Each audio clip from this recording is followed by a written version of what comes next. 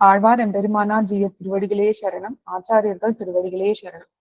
நம்ம ஓடும் புள்ளேரி பதிகத்தோட பதவுரை பார்த்துன்னு வந்துட்டு இருக்கோம். சுவாமி அனங்கராச்சார் சுவாமி எழுதின பதவுரை ரொம்ப அழகா நேத்திக்கு பார்த்தோம். எப்படி எம்பெருமான் முழங்கை அளவுக்கு வெண்ணெய் எடுத்துண்டு எப்படி அவன் வெண்ணெயோட கலக்கறானோ அந்த மாதிரி நம்ம அடியேனோடவும் அப்படி கலந்துட்டான் அப்படின்னு யாரு நம்மாழ்வார் அவரை சொல்லிக்கிறார். அவரோட திருமேனியில கலந்துக்கிறான் அப்படின்னு காமிச்சிருக்கார். இந்த பதிகத்துல நம்ம பார்த்துட்டு இருக்கிறது ஆர்ஜவம், ருஜுத்வ குணம் அப்படின்னு பார்த்துட்டு இருக்கோம் இல்லையா? அதுதான் நித்திய சூரிகளோட எம்பெருமான் எப்படி கலந்து உரையாடுறான், எப்படி கலக்கறான் எல்லாம். நித்திய சூரிகள், சம்சாரிகள், அப்புறம் திருவேங்கட மலை பார்த்தோம். அப்புறம் எப்படி ஆழ்வாரோட கலக்கறான்னு பாக்குறோம். இது எல்லாத்துலயுமே எம்பெருமான ஒரு தண்ணீருக்கு சமம்னா ஒரு சாமியம்னு வச்சுக்கலாம். சாமிய குணம், சிமிலாரிட்டிஸ்னு சொல்றோம் இல்லையா? அந்த மாதிரி நிறைய பறக்க பேசுறார் சுவாமி.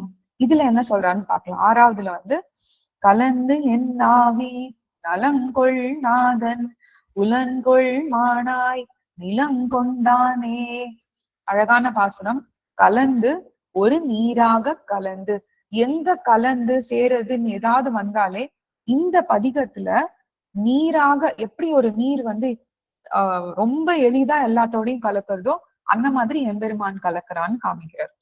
என் நாவி எனது ஆத்மாவினுடைய நலம், அடிமைத்தனமாகிற நன்மையை, வெறும் நன்மையே இல்ல, அடிமைத்தனமாகிற நன்மையை கொள் தனக்காக்கி கொண்ட நாதன் சுவாமியானவன் புலன்கொள் மான் ஆய். கண் முதலிய இந்திரியங்களை கவர்ந்து கொள்கின்ற மனோகரமான வாமன பிரம்மச்சாரி வேஷத்தை உடையவனாய். ரொம்ப அழகா வந்தாரா வாமனனா எம்பெருமான். கொஞ்ச நிமிஷங்களுக்கு தான் ஆச்சு தாக்கு பிடிச்சுட்டு இருந்ததுன்னு சொல்லலாம் அந்த அவதாரம். அதுக்குள்ள திரிவிக்ரம அவதாரமா ஆயிட்டாரு இல்லையா? ஆனா அவ்வளோ பிரகாசமா, அவ்வளோ தேஜஸா வாமன பிரம்மச்சாரி, வாமன அவதாரமா அந்த வாமன பிரம்மச்சாரின்றதுக்கு ரொம்ப அழகா பூர்வாச்சாரியர்கள்லாம் சொல்வா. எம்பெருமான் பக்ஷஸ்தலத்துல எப்பவுமே ஸ்ரீ மகாலட்சுமி தாயார் இருந்துட்டே இருக்கா இல்லையா? பெரிய பிராட்டியார் எப்பவுமே இருந்துட்டே இருக்கா. பிரம்மச்சாரின்னா எப்படி இருக்க முடியும்?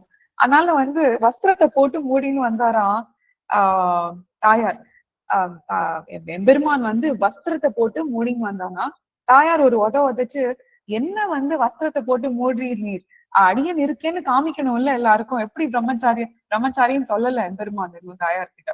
அப்புறம் எம்பெருமான் சொல்வாராம், நீ வேணா கொஞ்ச நாள் போய் பெரியாழ்வார் பார்த்துட்டு அந்த மாதிரி பெரியாழ்வார் கிட்ட அப்பாத்துக்கு போயிட்டு வான்னு நம்ம எல்லாம் சொல்றோம் இல்லையா? அம்மாத்துக்கு போயிட்டு வான்னு சொல்றோம்ல, அந்த மாதிரி அம்மாத்துக்கு போயிட்டு வரலாமே அப்படின்லாம் சொல்லி பாப்பறான். எங்கேயும் போறதா இல்ல தாயார். அதனால தாயார் பக்ஷஸ்தலத்துல நெருடி தாயாரோட கால் திருவடி எம்பெருமான் வக்ஷஸ்தலத்துல பட்டுண்டே இருக்கிறதுனால அந்த இடம் அப்படியே அவ்வளவு ரெட்டிஷா இருக்குமா எம்பெருமானுக்கு. அது ஒரு சரித்திரமா, தனியா அன்வைக்கணும். நிலம் மூவடி நிலத்தை கொண்டான், பிக்ஷை ஏற்றுக்கொண்டான், என்னை தனக்கே அடிமைப்படுத்தி கொண்டாதிருந்த பொருளை தனதாக்கி கொண்டது போலவே என்னோடே ஒரு நீராக கலந்து என் ஆத்மாவை கொண்டான். நான் எனக்குரியேன் என்றிருக்கிற விருப்பத்தை தவிர்த்தான். நான் எனக்குரியனே அல்ல இல்லையா? நம்ம இந்த சரீரத்துக்கான, அதுதான் அந்த சரீர ஆத்ம பாவம்னு கன்சிடர் பண்ணவே முடியாது. சரீரம் தான் ஆத்மா கிடையாது. நம்ம ஆத்மா எம்பெருமானுக்கு சேஷத்துவம் பட்டுண்டே இருக்கு. அதான் சொல்ற, அடியன் அடியனுக்கே உரியவன் அல்ல அப்படின்னு புரிய வைக்கிறான் எம்பெருமான் அப்படின்னு ரொம்ப அழகா அதை எப்படி ஆத்மாவோட கலக்கிறான் அப்படின்னு காமிக்கிறார் இதுல. அடுத்தது, கொண்டான் ஏழ்விடை உண்டான் ஏழ்வையம் தண்டாமம் செய்து என் எண்தான் ஆனானே. ஏழ்விடை 7 எருதுகளையும் கொண்டான். அந்த சரித்திரம் தெரியும். நப்பின்மைக்காக வழி அடக்கினவனும் 7 வையம் 7 உலகங்களையும் உண்டான், பிரளயம் கொள்ளாதபடி திருவயிற்றிலே வைத்தவனுமான எம்பெருமான். பிரளயம் வரும்போது வச்சுட்டு இருக்கான் இல்லையா எம்பெருமான். மத்த விஷயங்கள் எல்லாத்தையும் வச்சுட்டு இருக்கானே, எப்படி வச்சுட்டு இருக்கான்? அதுதான் எம்பெருமான். தன் தாமம் குளிர்ந்த பரமபத குளிர்ந்த பரமபதத்தில் கொப்பாக என்னை திருவுள்ளம் பற்றி, பரமபதத்துக்கு ஈடாக எம்பெருமானுக்கு ஆழ்வார் திருவுள்ளம் பற்றதுதானா. என் தான் ஆனான், நான் எண்ணின எண்ணத்திற்கு பிரதியாக தான் சில எண்ணங்கள் கொண்டான். எப்படி ஆழ்வார் எண்ணினாரோ அவன் வந்து கலக்கணும்னு அந்த மாதிரி கலந்துறா. அது ரொம்ப அழகா பூர்வாச்சாரியர்கள்லாம் அன்வயம் பண்றா. நப்பின்னை பிராட்டியோடு சம்ஸ்லேஷிப்பதற்காக அதற்கிடையூறாக இருந்த 7 எருதுகளை வலி அடக்கினா போலே என்னோடு கலவி செய்ய விரும்பி என்னுடைய பாவம் முதலிய பிரதிபந்தகங்களை போக்கி அருளினான் என்பது முதல் அடியின் கருத்து. எம்பெருமான் வந்து கலக்கணும்னா ஃபர்ஸ்ட் நம்மளுக்கு இருக்கிற எல்லா விரோதியும் போக்கினாதானே எம்பெருமான் வந்து கலக்க முடியும். அந்த விரோதியும் அவனே போக்கி, இந்த விரோதிகளையும் அவனே வந்து கலந்துக்கிறான்னு காமிக்கிறார்.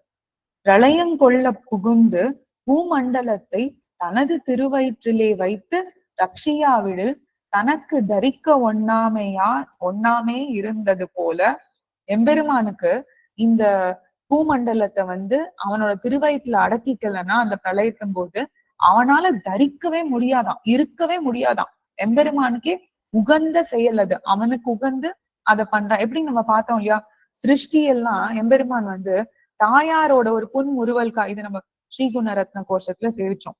தாயார் புன்முறுவல் ஒரு கண் பார்வைக்காக அவன் அதெல்லாம் பண்றா, சிருஷ்டியே பண்றான்னு. இங்க இந்த மாதிரி பிரளய காலத்துல ரட்சிக்கிறது எம்பெருமானுக்கு ரொம்ப உகந்த செயலாம், அது அவனுக்காகவே பண்றான். என்னை அதே மாதிரி என்னை தன்னுள்ளே நீராக்கி கொள்ளாவிடில் தனக்கு தரிப்பில்லை எண்ணலாம்படி இருந்தான் என்பது அப்படின்னு 2ஆம் அடியில் கருத்து. பரமபதத்தில் பண்ணும் விருப்பத்தை என் பக்கலிலே பண்ணினான் என்பது 3ஆம் அடியின் கருத்து. ஒரு அடிக்கு என்னன்னு காமிக்க. அதே மாதிரி நான் ஒரு சில ஆச்சாரியர்கள் என்ன சொல்றா, நான் எண்ணினபடியே எனக்கு கை புகுந்து விட்டான் என்கிற பொருளும் ஈட்டு ஸ்ரீசக்தியில எப்படி ஆழ்வார் நினைச்சாலும் அதே மாதிரி எம்பெருமான் வந்து ஆழ்வார்ல கலந்துட்டான் அப்படின்னும் காமிக்கிறார் இதுல. அடுத்தது ஆனான் ஆனாயன் மீனோடு ஏனமும் தானானான் என்னில் தானாய சங்கே. ஆன் ஆயன் ஆனான், என்னது ஆன்னா பசுமைக்கும் இடையன் ஆனான். மீனோடு ஏனமும் தான் ஆனான். ரொம்ப அழகா இருக்கு இது பாருங்க. மத்ஸ்ய அவதாரமும் வராக அவதாரமும் முதலான அவதாரங்களை தானே செய்தான். ஏன்னா எம்பெருமானோட விருப்பத்துக்காகவே எம்பெருமான் அதை செய்யறான் அப்படின்னு காமிக்கிறார். என்னும் இடத்து தானாய தான் எடுத்த அவதாரங்கள் சங்கே, இந்த வார்த்தைக்கு ரொம்ப அழகான அர்த்தம். இன்னைக்கு அடியனுக்கு அந்த அங்கோப்பாங்க சேவையில இந்த சங்கேதான், தானாய சங்கேதான் ஒழிச்சுட்டே இருந்தது. என்னன்னாக்கா, சங்கம் என்னும் எண்ணிக்கையை உடையவனே. பின்னாடி இது சொல்ல போறா அது என்னன்னாக்கா, அபாரம் என்றபடி அபாரமா எப்படி ஒரு பூனலால, ஒரு பூனல் அநேக பூனல்கள் சாத்திருக்கா, அநேக பவித்திரங்கள் சாத்திருக்கா, எப்படி எம்பெருமான் மறையவே இல்லைன்னா தெரியவே இல்லை. இப்போ நம்பெருமாள் மறைஞ்சான்னு எடுத்துக்க முடியுமா? இல்லையே. அவனோட உருவத்தை வச்சிருந்தானே அந்த பூனல் இது பண்றா. அந்த ஒரு இடத்துல பாத்தீங்கன்னா அந்த பூனலே அந்த இப்போ எம்பெருமானோட ஃபார்ம் எடுத்துட்டு இருக்குன்னா அப்படி இருக்கும். அந்த மாதிரி இருக்கு, அவ்வளவு அழகா அபாரமா இருக்குன்றோம் இல்லையா, அதுதான். எண்ணிக்கையே கிடையாது. என்னை அகப்படுத்தி கொள்வதற்காகவே எம்பெருமான் பல திருவவதாரங்களை செய்தான். அங்கனம் செய்த அவதாரங்களுக்கு ஓர் எல்லை இல்லை என்கிறார். என்னில் தானாய சங்கே என்பதற்கு 2 வகையாக பொருள் அருளி செய்வர்.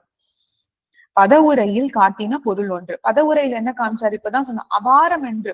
இப்ப பல 100 கோடி, நேத்து பார்த்தோமே சூரியன்கள் வந்து சேர்ந்தா எம்பெருமான் அவ்வளவு பிரகாசமா இருக்கான்னு கணக்கிட முடியுமா? அத அபாரமா இருக்கு, கணக்கே இட முடியாது. இங்க என்ன சொல்றார்? என்னில் அந்த மற்றொன்று வந்து என்னன்னா, என்னிடத்தில் தானாய தனக்கு உண்டான என்னது? சங்கு. சங்கத்தினாலேனா ஆசையினாலே ஆனாயன் ஆனான். என்னது? அவனோட ஆசைனால அவன் இடையர் குலத்திலே வந்து பசுமைக்கும் இடையனா ஆறான். அவனோட சங்கத்தினால, அவனோட ஆசையினால் நீனோடு ஏனமும் தானானான் என்பதாக.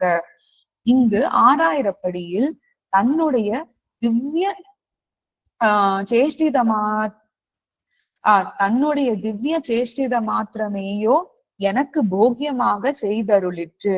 தன்னுடைய அந்த சேஷ்டிதம் மட்டும் கிடையாது, திவ்ய அவதாரங்களும் எல்லாம் என் பக்கலில் உள்ள சங்கத்தாலே எனக்கு போக்கியமாக செய்தருளினான் என்கிறார்.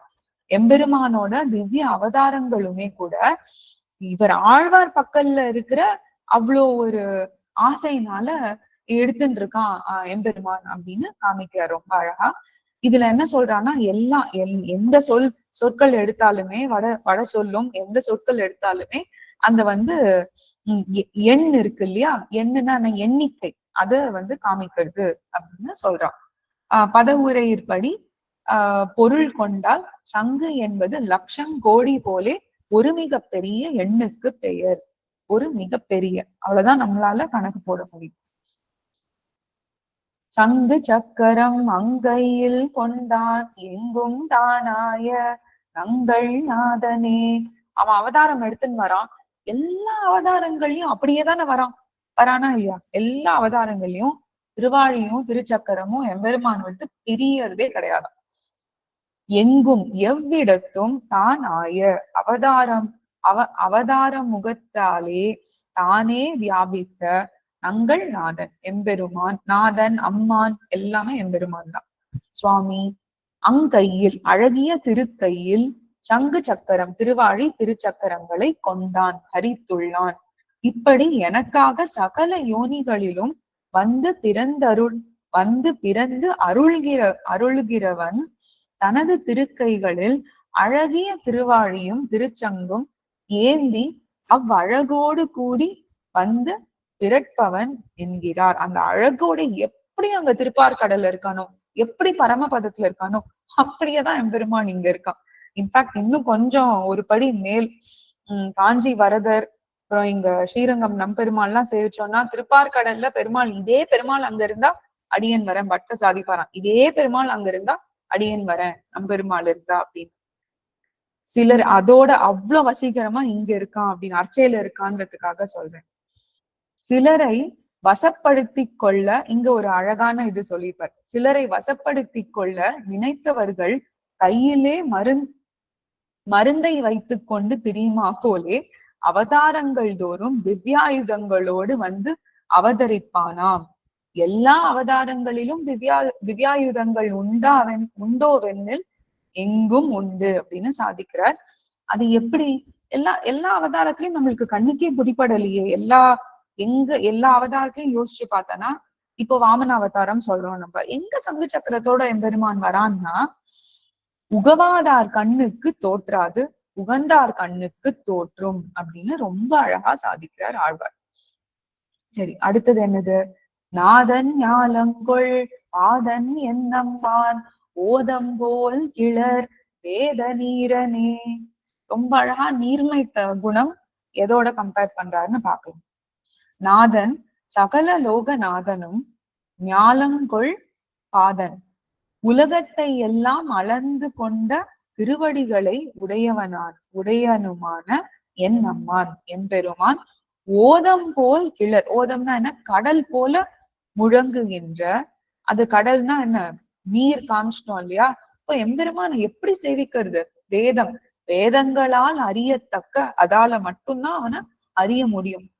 பிரமாணங்கள்னா வேதங்களால உபனிஷத்துக்கால அததான் எம்பெருமான அறிய முடியும். நீர் என்ன? நீர்மையை உடையவன். எப்படி நம்மளுக்காக அர்ச்சையில வந்து இருக்கான் இல்லையா, அந்த மாதிரி. இப்படி எனக்காக எண்ணிறந்த திருவவதாரங்களை பண்ணி அருளின இவனுடைய ஆசிரித வாத்சல்யத்தை பேச வேண்டில் நானோ பேசுவது என்னால பேசி முடிக்க முடியுமா? பழைய சொன்னேனே, போய் கண்ணால பார்த்து அள்ளி அப்படியே ஆறாவ அமுதன்னு சொல்றோமே, அவ்வளவுதான். அந்த அளவுக்குதான் சேவிக்க முடியும் நம்மளால. நானா பேச முடியும் அப்படின்னாக்க ஒரு 2 ஸ்தோத்திரம், ஒரு 2 ஆழ்வார் பாசுரங்கள் சேவிச்சுட்டா அதுக்கு ஈடே கிடையாதாங்கன்னு சொல்றோம் இல்லையா? அந்த மாதிரி நம்மளால அளவிட முடியாத அளவுக்கு இருந்ததுன்னா வேதத்தையோ திவ்ய பிரபந்தத்தையோ சேவிச்சுட்டா அதுதான் அளவு அங்க பெருமானுக்கு.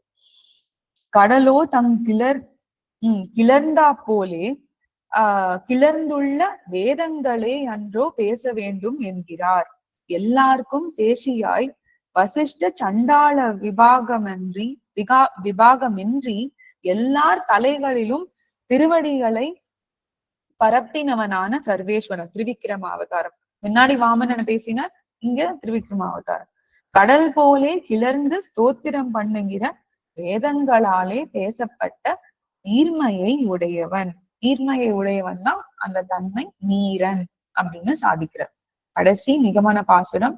இது ரொம்ப அழகான பாசுரம். இந்த பதிகத்துக்கான பிரமேயத்துக்கு எடுத்துன்னு போறதே எல்லாம் இந்த திருவாய்மொழியே அது சொல்றது இந்த பாசுரத்துல சொல்லிடுற. நீர்புரை வண்ணன் சீர் சடகோபன் நேர்தல் ஆயிரத்து ஓர்தல் இவையே. என்னது? நீர்புரை வண்ணன், நீரை ஒத்த நிறத்தை உடையவனான சர்வேஸ்வரனுடைய சீர். இந்த சீர்னா என்ன நம்ம பார்த்துட்டே இருக்கோம் அவதாரிக்கையில இருந்து.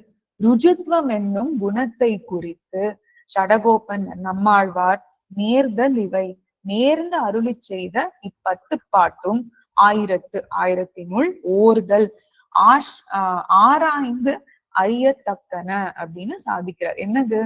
இந்த திருவாய்மொழி மற்ற திருவாய்மொழிகளிலும் ஆராய்ந்து சொல்லப்பட்டது என்கிறார். அதுக்காக மத்த திருவாய்மொழியில ஆராய்ந்து ஆழ்வார் சொல்லலையான்னு கேட்க கூடாது. அப்படி கிடையாது. ஆராய்ந்துனா ஒரு ரீசன் இருக்கு. என்னன்னாக்க நீர்புரை வண்ணன் சீர் என்றதனால் இத்திருவாய்மொழிக்கு பிரமேயம். பிரமேயம்னா ஒரு கடைசியா ஒரு டெஸ்டினேஷன் சொல்றோம். அதுவும் அடியின் அர்த்தம் சொல்லிடுறேன். ஏன்னா நிறைய பேர் கேட்டிருந்தேன் அந்த அர்த்தம் என்னன்னு. பிரமேயம்னா நம்ம ஒரு ஒரு பொருள் சொல்லணும் இல்லையா, ஒரு ஒரு கோல், ஒரு குறிக்கோள் எல்லாம் சொல்றோம் இல்லையா, அதுதான் பிரமேயம். அந்த பிரமேயம் இந்த திருவாய்மொழிக்கு என்னன்னா எம்பெருமானோட ருஜுத்வ குணம் தான் இந்த திருவாய்மொழினா இந்த 10 பாசுரங்களுக்கான பிரமேயம்னு காமிக்கிறார். நீரன் ஸ்வபாவம் போலே ஸ்வபாவத்தை உடைய நீர் போன்ற ஸ்வபாவத்தை உடைய எம்பெருமானுடைய குணம். எனவே ஆர்ஜவ குணம் என்பதும் இங்கனே தெரியலாகும் என்னில் நீர் வெள்ளத்தை நாம் எப்படி இழுத்தாலும் அப்படியெல்லாம் அது ஓடி வரும். அதுபோலே எம்பெருமான் யாருக்கும் உடன்பட்டு வருவன் என்கை அப்படின்னு சாதிக்கிறார். நீ எப்படி நீரோட கம்பேர் பண்றாருன்னு மட்டும் பார்த்துட்டு நம்மளும் தலை கட்டலாம். இந்த திருவாய்மொழிய நம்ம பார்த்தோம். 3 வார்த்தைகள் என்னன்னாக்க பிரமாணம், பிரமேயம், பிரமாதா அப்படின்னு 3 வார்த்தைகள் இருக்கு. இப்போ இதுல பிரமேயம் பார்த்திருக்கோம். நம்ம பிரமேயம்னா என்ன? டெஸ்டினேஷன். அதுக்கு முன்னாடி எது பிரமாணம், அந்த பிரமாணத்திலேருந்து பிரமேயத்தை அடையிறோம்.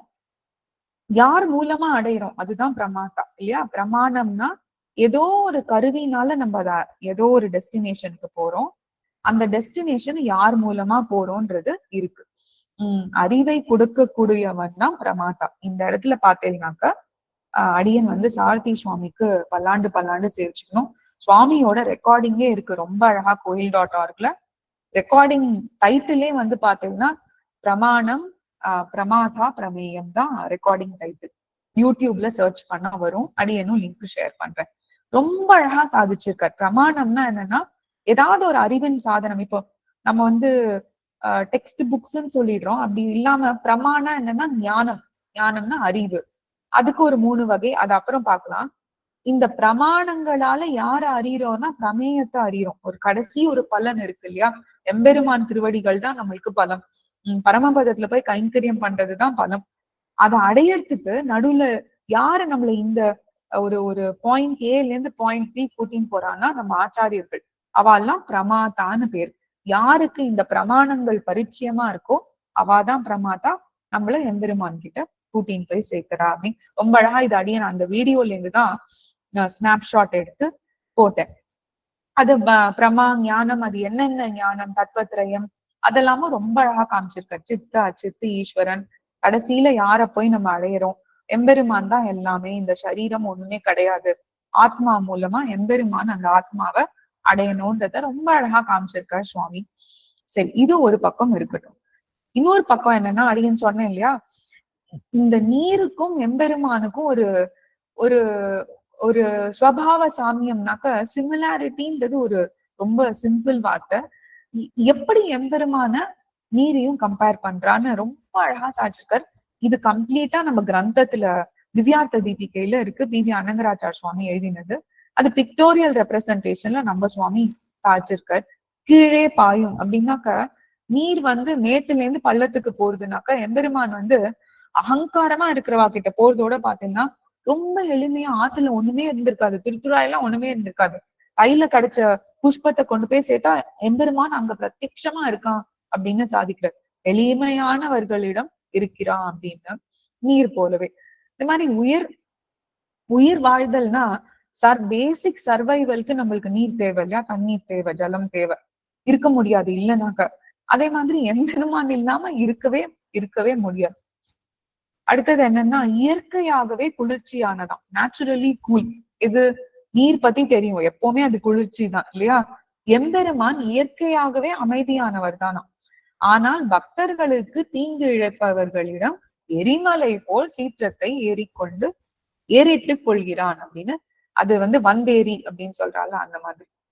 அடுத்தது தானாகவே குளிரும், செல்ஃப் கூலிங் அப்படின்னாக்க நீர் சுட்டாலும் இப்ப நம்ம சூடா ஜலத்தை கொதிக்க விட்டா கூட கொஞ்ச நாள் கழிச்சு அதுவா கூல் டவுன் ஆயிடுறது இல்லையா. எம்பெருமானும் அதே மாதிரிதானா. அவன் சீரினா கூட அவ்வளவு வாத்சல்யம் அவனுக்கு இருக்கு. பக்தர்களிடம் பார்த்தோம் என்று தானே தனிவான் அப்படின்னு சாதிக்கிறார். அடங்கி உள்ளது அப்படின்னாக்க செல்ஃப் கண்டெய்ன்ட்னா ஒரு எந்த பாத்திரத்தை, ஒரு சின்ன டம்ளரும் வச்சுக்கலாம், கிளாஸ் வச்சுக்கலாம், பெரிய அகல பாத்திரமும் வச்சுக்கலாம், அடங்கி இருக்கும் இல்லையா. நீர்லாம் நம்ம இஷ்டம்படி எங்க வேணா வச்சுக்கலாம் இல்லையா. எம்பெருமானும் பக்தர்களுக்கு கட்டுப்பட்டுதான் அவன் இருக்கான் அப்படின்னு அந்த கம்பாரிசன் எடுத்து சாதிக்கிறது. இது ரொம்ப அழகான சாமியம். மீன்ஸ் அண்ட் கோல் அப்படின்னாக்க இப்போ ஜலத்தை சாட்டே நம்ம உயிரும் வாழ முடியும். உணவு சமைப்பதற்கும் ஜலம் தேவை, நீர் தேவை இல்லையா. அது என்னன்னாக்கா மீன்ஸ்னாக்கா அதை வச்சுட்டு ஒண்ணு பண்றோம், அதுவே ஃபைனல் ப்ராடக்டாவும் இருக்கலாம் இல்லையா. உபாயம் உபேயம் அதுதான் காமிக்கிறாரு. எம்பெருமான் திருவடிகள் தான் உபேயம் நம்மளுக்கு. எம்பெருமான் திருவடிகள் தான் உபாயம். அவனைதான் போய் பற்றணும். நம்ம யார் மூலமா பற்ற முடியும்? அவனேதான் விஷயாந்தரங்கள்ல இருந்து பற்றறுத்து அவன் திருவடியில நம்மள சேர்த்துக்க முடியும். அதுதான் உபாயமும் உபேயமும்ன்ற. அடுத்தது ரதிநீதி அற்றது அப்படின்னாக்க ஒரு சப்ஸ்டியூட் இல்ல. ஜலத்துக்கு பதிலா பால் சாப்பிட்டுக்கலாம் அப்படின்னு கிடையாது. அப்கோர்ஸ் இந்த காலத்துல பால்ல ஜலம் சேர்க்கிறா, அது வேற விஷயம்.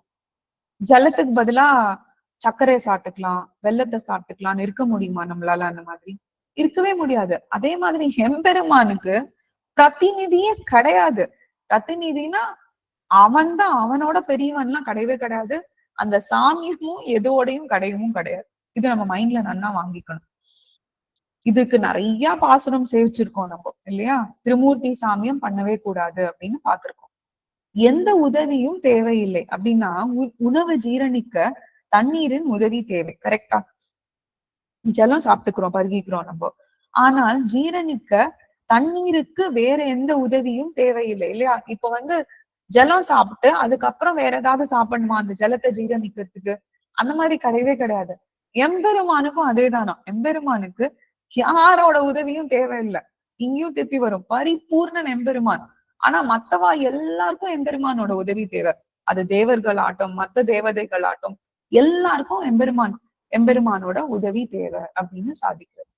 அடுத்தது எல்லை அற்றதுன்னா லிமிட்லெஸ். எங்கேயாவது அளவிட முடியுமா ஜலத்தை? நீரை அளவிட முடியாது.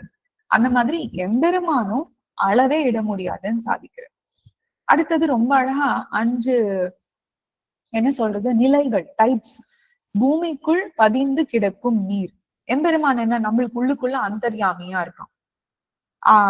அவரண ஜலம் அப்படின்னு காமிக்கலாம். இவன் வந்து பரன்னா என்ன, எல்லா இடத்துலயும் இருக்கான் எம்பெருமான். ஆழ்கடலில் நீர், வியூகத்துல எம்பெருமான் இருக்கான். அப்புறம் என்ன, பெருங்காற்று நீர், பெருக்காற்று விபவத்துல இருக்கான். தடாக நீர்னா நம்ம அர்ச்சையில இருக்கான். எம்பெருமான 5 விதமும் நீருக்கான அப்படியே சாமியத்தை காமிச்சிடுறா ரொம்ப அழகா. அடுத்தது சுரக்கும் நீர்னா எட்டர்னல். தோண்ட சுரக்கிண்டே இருக்கும் இல்லையா. அதே மாதிரி எம்பெருமான் இப்பதான் சேவிச்சோம், ஆறாம் அமுதன் அவனை பருகிட்டு இப்போ சேவிக்கலாம் போறோம், திருவேங்கடமுடையான் போய் சேவிக்கிறோம். அங்கேயே அந்த குலசேகரன் படியிலே நின்று கடக்கலாமே நம்ம இல்லையா? எம்பெருமான் சேவிச்சுட்டே இருக்கலாமே, வர முடியுமா? அவ அனுப்புற வரைக்கும் நம்ம நின்று பின்னாடி எல்லாம் திரும்பி சேவிச்சுன்னு வருவோம் இல்லையா? ஆறாம் அமுதன் தன்னலம் அற்றது அப்படின்னாக்க செல்ஃப்லெஸ். நீரின் முக்கிய நோக்கம் மற்றவர்களின் தாகத்தை தணிப்பதும் உயிர் வாழ உதவும் ஆகும் அப்படின்னு இது பண்றார். எம்பெருமானும் அதே மாதிரிதான். அவனோட கல்யாண குணங்கள் யாருக்காக? அடியார்கள் அனுபவிக்கிறதுக்காக அப்படின்னு சாதிக்கிறார்.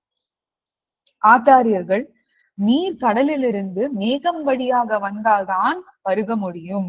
வேற எங்கேயாவது நம்ம நீர் ஜலம் கீழெல்லாம் வந்து பட்டு கீழே போயிடுச்சுன்னா பருக முடியுமா? முடியவே முடியாது. எம்பெருமானும் ஆச்சாரியர்கள் மூலமாதான் சாஸ்திரங்களை கொடுத்து நம்மை உஜ்ஜீவி. இப்பதானே பார்த்தோம் பிரமாதா. அந்த பிரமாதாக்கள் தேவை. பிரமாணங்களை நம்ம கிட்ட எடுத்துன்னு வந்து நம்மள பிரமேயத்துக்கு சேர்க்கறதுக்கு பிரமாதாக்கள் தேவை. அதுதான் உஜ்ஜீவிக்கிறதுக்கு தேவை. கடைசியா என்ன சொல்றார்?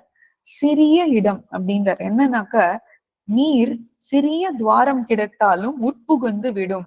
எம்பெருமானும் நாம் சிறிது அன்பு காட்டினால் நம் உள்ளத்தில் புகுந்து விடுவான். நம்ம பார்த்தோமே பத்துடை அடியவருக்கு, அப்புறம் மத்த முன்னாடி வாசிச்ச பதிகத்துல எல்லாமே எம்பெருமானுக்கு வேற ஒண்ணு என்ன நியதி இருக்கு? ஒரு நியதியுமே இல்லைன்னு பார்த்தோம் இல்லையா? கால நியதி இல்ல, திரவிய நியதி இல்ல, அடியார்கள் நியதி இல்ல.